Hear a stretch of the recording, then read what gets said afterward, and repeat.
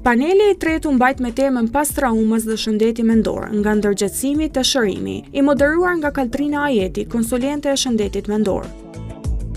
Në këtë panel morën pjesë Elma Miftari, specialiste e neuropsikologjisë klinike, Rushit Ismaili, specialist e mjekësisë familjare, Fiti Muka, psikolog, Erlet Muçolli, instruktor i certifikuar pilates dhe fizioterapist, dhe Pranvera Osmani, nutricioniste.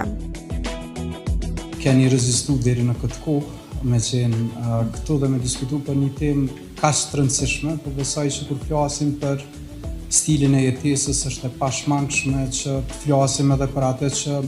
e pengon shëndetin mendor dhe mirëqenie. Nuk mund të flasim për një stil jetese të shëndetshme në rast se ballafaqojmë vështirësi dhe probleme të cilat vijnë nga e kaluara. Tash para se dalte trajtimi, më lejoni të them që shpeshherë është kriju një keq konceptualizim